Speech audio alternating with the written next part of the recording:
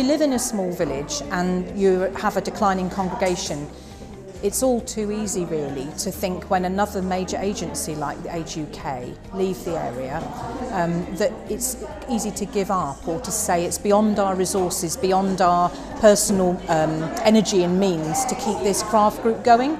But with a bit of courage, some prayer, the church were able to carry on. And the craft group members, whether they attend the church or not, are really grateful for the sense of purpose and mission that gives them a sense of belonging. Well, everyone was in the chapel said go ahead with it, because it was important really that we kept our group together. There were so many people just wanted somewhere to go, say on a Tuesday afternoon, and I thought this was an ideal opportunity, maybe even to get some to come to church as well. When you're isolated and you live on your own, you've got to have the chance to meet people and to share things and to say, well, what have you been doing today and what's been happening? One afternoon a week, that's our time, because we're all busy, but it's our time, and one tries to help the other. If one is down, feeling a bit down, we all try and lift them up a little bit and cheer them up. Through the act of crafting together, God is working and God is knitting people together. He's helping us create a foundation of new friendships. People who are socially isolated maybe have had a change in circumstances due to illness or widowhood or moving house or illness, and we're being knit together.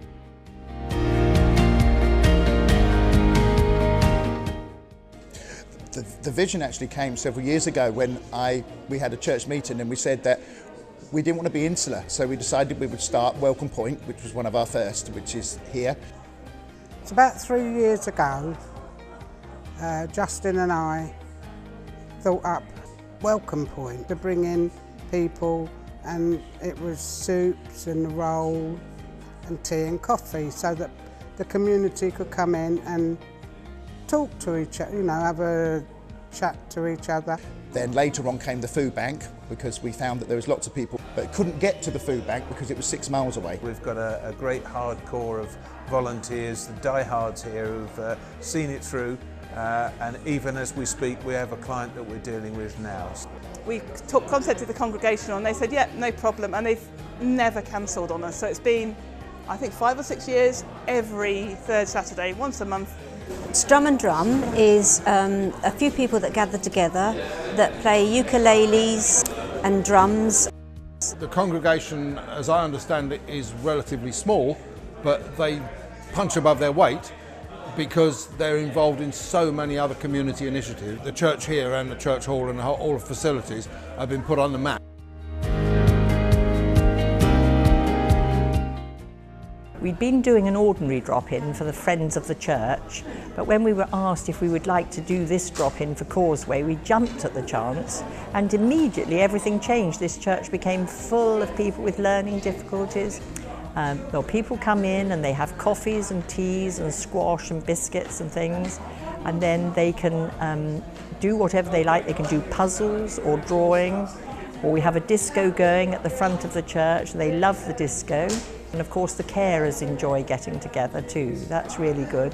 I think it's absolutely fantastic, and I think the service users do as well.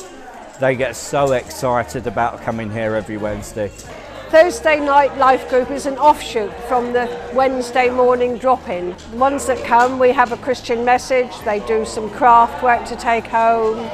We do have a couple that come to church on Sunday mornings, so it's very nice to have them as part of our fellowship here. I think the church gets involved in a lot of community projects now, and that's becoming more and more. I mean, since I've been coming here, there's been major changes in not just the structure of the church, but also in how we serve the community. And then this group that started quite small is now, well, it's just grown.